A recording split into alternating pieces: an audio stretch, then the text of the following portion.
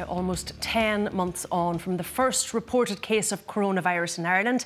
And today we saw the Cabinet sign off on a vaccine strategy, and we're joined in studio by Taoiseach Micheál Martin. Taoiseach, thank you for coming in to us. I'm sure a really positive day for you in government, a positive day, I think, for the entire country.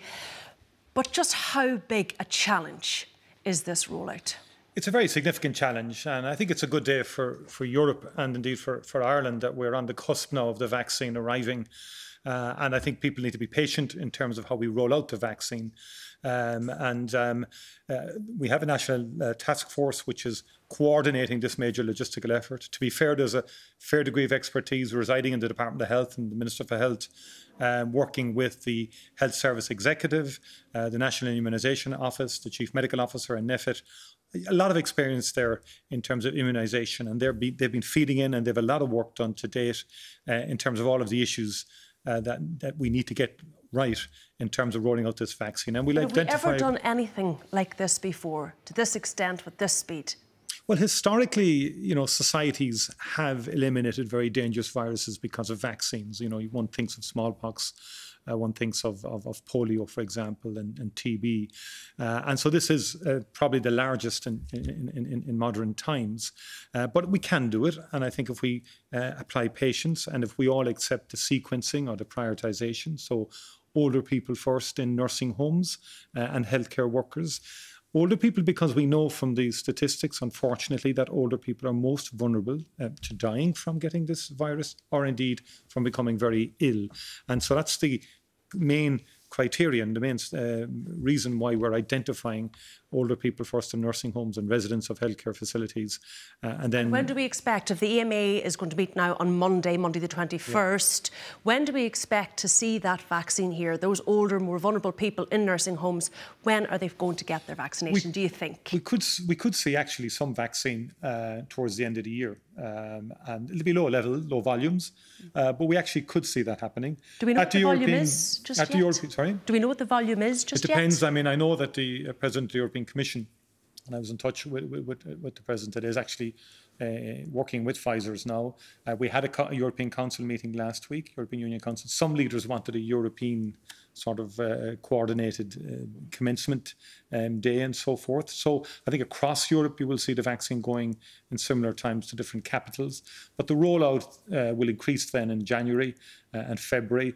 Other vaccines then may come on stream. Moderna now could come forward again. That's due to be looked at on the 12th of January. Given that Pfizer has come forward, it may come forward. AstraZeneca is due with its vaccine in January.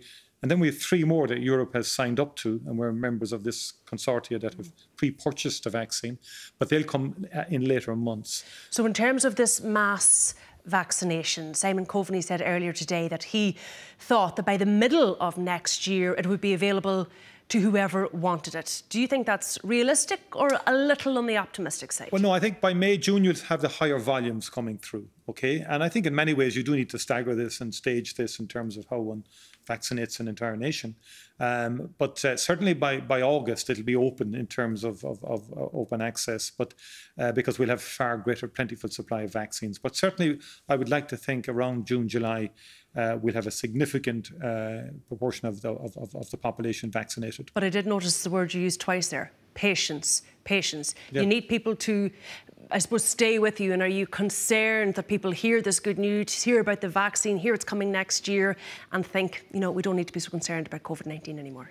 I am concerned about that. On the other hand, I think people have been excellent in Ireland. I mean, generally speaking, people have adhered to the guidelines, difficult and all as they have been. I mean, people's lives have been upended. It's been very, very challenging for people, for families particularly who've lost loved ones. They couldn't, have the proper ritual, which is so central to how we deal with bereavement in Ireland. I often think that's the worst aspect of COVID, that we haven't been able to go and share our sympathies with families whose loved ones have been lost in the last year. So that's an illustration of how difficult this has been. People have lost jobs. Companies are very worried, have their businesses a future. The vaccine gives us hope. But what's critical is that we maintain our vigilance in terms of our individual behaviour. Behave as if you have the virus and you don't want to give it to the next person. Every contact matters. Wear a mask. Social distancing. those are still the essentials, and particularly over the Christmas period. Back to the vaccination rollout, and we heard 14 million doses are going to have to be administered. Where is the personnel to administer these vaccines? Where are they coming from? Outside of the GPs and pharmacies administering them, in the mass vaccination hubs that you're talking about, who is going to be there? Well, in the first instance, in terms of the nursing homes, we'll have public health teams. We have GPs who are very experienced in immunisation programmes. Pharmacies will be playing a role. Other medical personnel will be playing a role, and clinicians and people in the health service who are qualified to do this. And who are these other medical personnel? We'll also be well-advanced nurse practitioners and so on. Many people can give, and some of the vaccines will be easier to administer than some. So, for example, the Pfizer one is quite a complex vaccine. The other ones will be easier to administer. So we have the workforce. We're not overly concerned about that. And given that it will be staggered in terms of the arrival of different vaccines at different times. So we're confident, and the task force is confident that it can have the workforce in place. Retired personnel can come on stream as well, and retired doctors and healthcare professionals can help to administer the vaccine. We heard Dr. Mary Favier, who I know you'll be familiar with, on the radio today, and she was pleading with the government not to redeploy people from other areas of the health service. And she talked about speech therapists, being brought off their duties to do contact tracing. Yeah. But realistically, are we going to have to see some redeployment? Well, one of the key areas that I've been involved in is working with the HSE and with the Minister for Health, Stephen Donnelly, is to make sure that we have an independent, separate workforce for contact tracing and indeed for swabbing as well. And that is on track, because I do accept that point. We do want speech and language therapists doing speech and language therapy work. In the first wave of the pandemic, it was all hands on deck and people were redeployed. On this occasion, we don't want to be redeploying therapists and so on to this type of work. But that said, this is a very important programme. Why? Because it will enable us to get society open again over time, and it will enable us to reopen our economy. So that seems to suggest to me that it will have to happen in some degree. Not necessarily, we'll see, but not the point I'm trying to make there is not suggesting that, but rather that this is a very important national collective effort from which we will all benefit. So, for example, you take speech and language therapy, occupational therapy, physiotherapy. Some of our disability services are not fully back. The adult daycare centres are not 100% back because of COVID-19. Many lost a lot of activity, and many people who used disability daycare centres and so on lost out a lot. If we can get a successful rollout of the vaccine programme, it will help us come back to normality much faster. So it is an important national effort that we all have to work towards getting it right and getting it rolled out. And also, at the same time, as you have said, maintaining our discipline in terms of our personal behaviour. In terms of the IT system that's going to underpin this rollout, when is the contract going to be signed with IBM, and when is that system going to be fully functional? Well, the HSE have said they'll have this by the end of the year. They're working overtime with the companies involved. And what's interesting, they've learned also from the earlier phases of COVID in terms of technology and digitalisation of health services. It was quite dramatic how they worked with companies in terms of various initiatives that they took in terms of the early phases of COVID. So it is challenging, but nonetheless it's doable, and they've been in touch with the various companies. And do you think it can be done realistically by December 31st? Yes, I mean that's what the task force is saying to us. That's what the HSE is saying to us. And it can be done, because it's very important that we have proper data collection, that we monitor the vaccine, because it's not just about administering the vaccine. We've got to monitor it. How is it impacting on people? Is it working? Are there side effects? And we'll be fully transparent in relation to all of that, and all of that information will be made public in terms of how the vaccine is working and so forth. And how are ordinary people going to access the vaccine? Are they going to have to go online and put in their details and get an appointment? How exactly is that going to work? There will be vaccination centres in all areas. People will pre-register, and they will then go to a particular location, depending on what age you are and depending on whether you have, for example, underlying conditions. That will depend. That will dictate the sequencing in which you'll get the vaccine. So in some instances you go to your GP, in some instances you go to maybe a local pharmacy. Initially, hospitals. And who's going to decide that? Initially, hospitals will be centres as well. And so we want all frontline healthcare workers to be vaccinated very early on. They're very high up in the order of priority in terms of vaccination programmes. And we have a National Immunisation Advisory Committee that will advise on all of this, work with clinicians, and we will communicate this then to the public. But in terms of, I suppose, being able to identify, who has an underlying condition, who doesn't, who needs it at various stages, where is that information coming from? Who's deciding that? Well, I mean, a lot of people have that information already, and I think that's not necessarily a difficult task.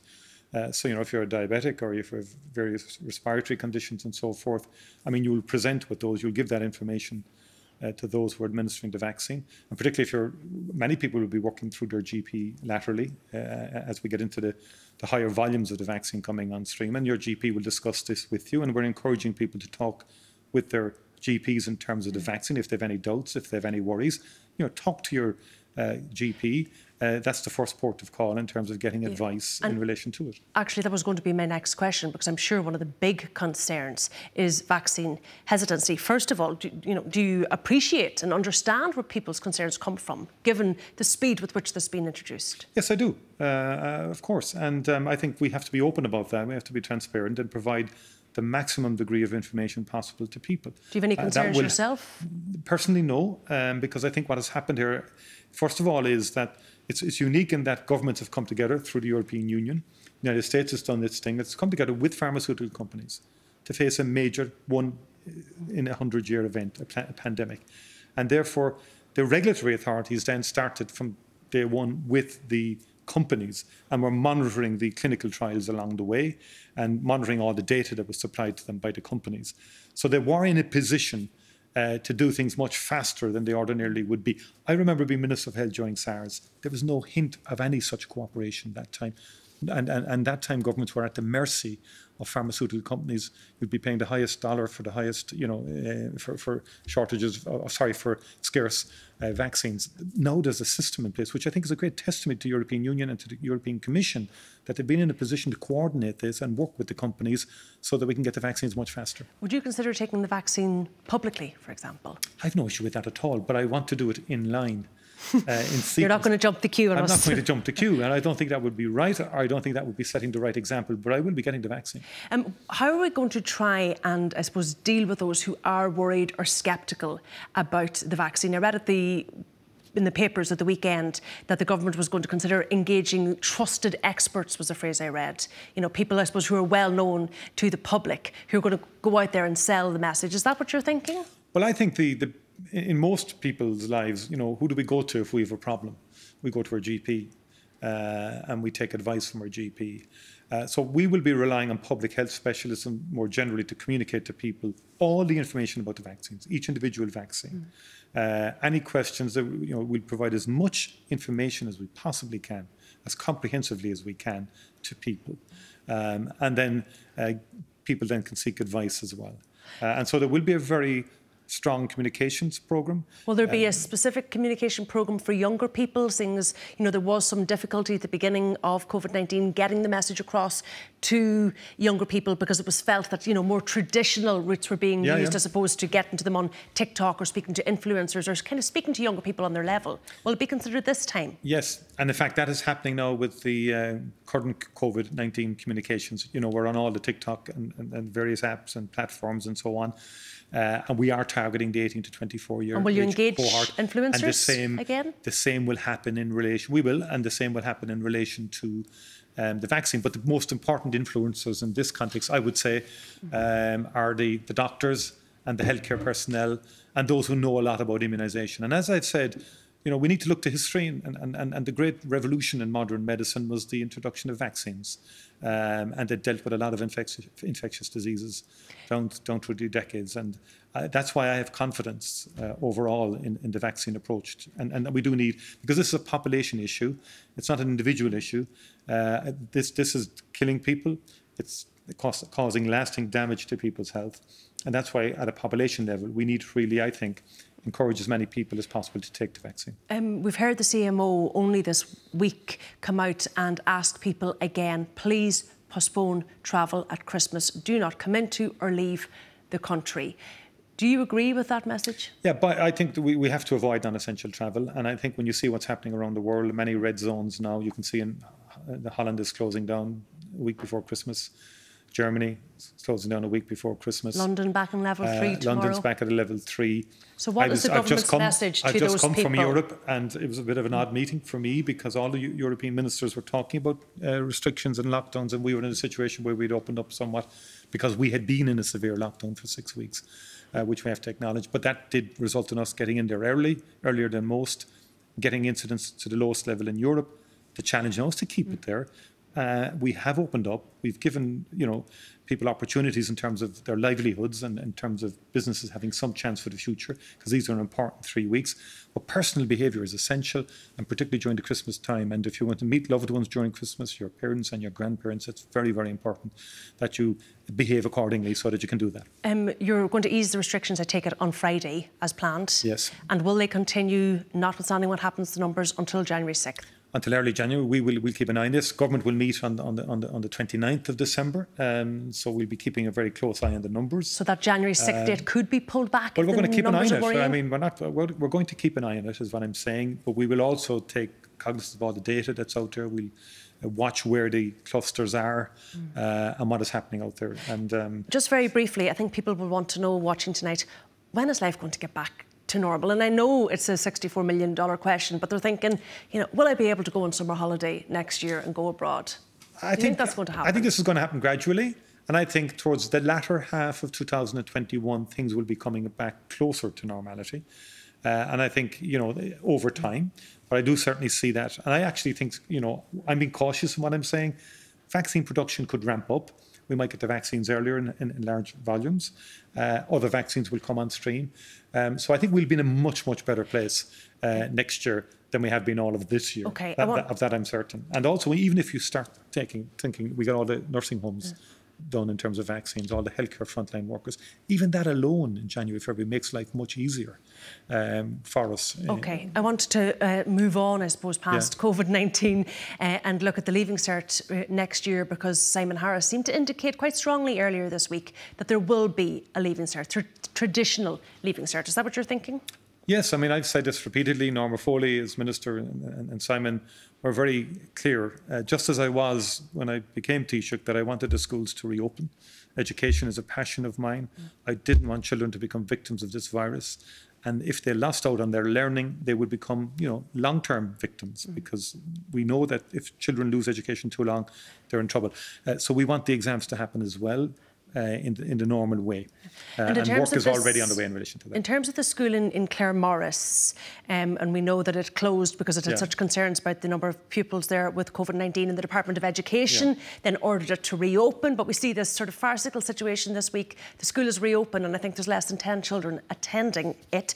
Could that have been handled better? Maybe it could, and lessons will have to be learned from that. I don't know the exact detail of it. I do accept that principals and boards of management are under a lot of pressure. This is challenging. I think across the country they've risen magnificently to the challenge. And I think it's great that we're coming to the end of the first term. And they've got through this. In fairness to Norma Foley, I think she's done an excellent job as Minister for Education, secured huge resources. But this particular school, I suppose, the what I'd like to see, that we feel undermined. I would say to the principal, stick with it.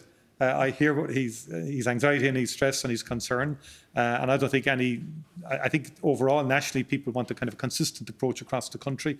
But I do understand fully that people are in a difficult position when situations like that develop, and also, from an education perspective, sometimes the public health perspective, there needs to be a closer connection there. That did happen after Halloween. And again, we're learning all of the time. And that's something that we will learn for next term. All right, moving on now to Brexit. You said only last week, look, it was a bit pessimistic, 50-50 chance of a deal. That's what you said. Have those odds changed? Are you more positive now? I'm afraid to say I am, no, but I mean, I'll put it this way to you. I think the fact that they're negotiating and they're talking is a good sign and a hopeful sign. I don't underestimate the challenges facing the negotiators on this level playing field issue. Do you think it's going to go right up to the 31st of December? I would like, hopefully by the weekend, that we might have clarity around this. Certainly, it's important that we do get some clarity so that we can then get any deal that might come over the line ratified. I think it's extremely important that we get a deal. I think a no deal would be very bad news for Ireland, very bad news for the United Kingdom and for European member states. We're interdependent as economies. We export hugely to the UK. They export hugely to Ireland. We're their fifth largest market. They need to be selling goods into Ireland free of tariffs and free of quotas. They need us too. In terms of Brexit, I suppose pushing United Ireland further up the agenda. We had Mary Lou McDonald saying a couple of days ago to an English newspaper, a United Ireland will happen within the decade. And Fianna Fáil specifically, she identified Fianna Fáil as burying its head in the sand when it comes to this issue. I think, I've talked to Mary Lou about this before. Her attitude is very divisive, very partisan. Brexit isn't about United Ireland or forcing people into United Ireland next year or having some border poll. That's what Sinn Féin wanted and raise tensions and create tensions. The first priority was to get Brexit sorted for the North, for the South, for the island in its entirety, and also in terms of the relationship between Britain and Ireland. And I've worked hard on this, and I didn't do any knee-jerk reactions like Mary Lou did on some occasions during this journey. And I made it clear that I want to try and maintain the British-Irish relationship as intact as we possibly can. Why? To underpin peace on the island, because the British-Irish relationship is so important. So you don't think there's going to be a border poll in the next decade? I don't think there'll be one in the next 5 years. I've developed a shared island unit in my department and a very important shared island initiative, which the Irish News has described as perhaps the most important development in the Northern Ireland context in well over a decade. We've allocated €500 million. I want to be practical. I want to get things done north-south.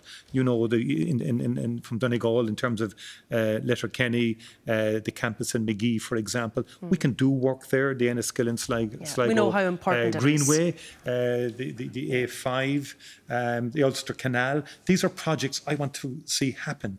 Before a border poll. And this government will get this done. And behind the scenes, Sinn Féin know that I'm on the right track with the shared island. They won't accept it for political reasons because they keep beating the drum. And beating the drum isn't, in my views, the proper approach to dealing with the complexities of the issues on the island. Speaking of dealing with complex issues and polls, your own party, Fianna Fáil, despite everything that potentially your party is going to have achieved in terms of getting the vaccine rolled out and maybe getting a Brexit deal done, polled really poorly recently, 12% in the poll, Sinn Féin up there in the 30s, Fine Gael up there in the 30s. And I know you've said, look, I don't pay much heed to opinion polls and short-termism, but you must be a little bit concerned about that. Why do you think that's happened? Actually, that's an online poll. We've had very few polls, bar the Red Sea online poll, which we'd have some issues with the methodology of that. But park that for a moment. I can recall before the last general election, there were people at 30-odd%, didn't get 30-odd% in the general subsequently. You're right, I don't bother about polls. We're the largest political party in Dáil Éireann. We're the largest party in local government. We're the largest party in the Seanad. 74%. Some of your backbenchers, sorry, I'm just conscious of time here, Taoiseach. Some of your backbenchers have sat here and said, notwithstanding all that, we're going to be slaughtered next time that's silly talk. That's not going to happen. That's your own backbenchers. I know, though. But I have my views and I'll talk to them as well. I understand why they're saying these things, but I've been through this. I've been there and I've come out the other end, election after election. And people need to have more self-confidence. Much more self-confidence. Fianna Fáil ministers, Norma Foley, Michael McGrath are doing very well. Darragh O'Brien in housing, Stephen Donnelly in health. I mean, in health, we've made great inroads already. But are you going to try and develop a strategy next year and Charlie McConnell Logan Agriculture to look at some of the major leaks coming from your party during your parliamentary party meetings, which are pretty damaging, I have to say? Are you going to try and tackle the social media element? Modern politics is full of leaking. It's a condition of the modern era in politics, and I've become resigned to that reality. Unfortunately, because I think it does, many new deputies find it restricts their freedom to speak out, because they feel if I speak out or say what I want to say, it's going to be on Twitter within 5 minutes. And journalists will have to seek news. That's their job too, and they have to have their sources, and they have plenty of them. Plenty of them in your party. Plenty in my party, and plenty in other parties as well. All right. Bar Sinn Féin, maybe, because Sinn Féin isn't to control mechanisms that don't apply to other parties. I don't mean that, but that's just the reality. All right. Look, we're going to have to leave it there, but I appreciate you coming in to us this evening, and happy Christmas. Many happy returns.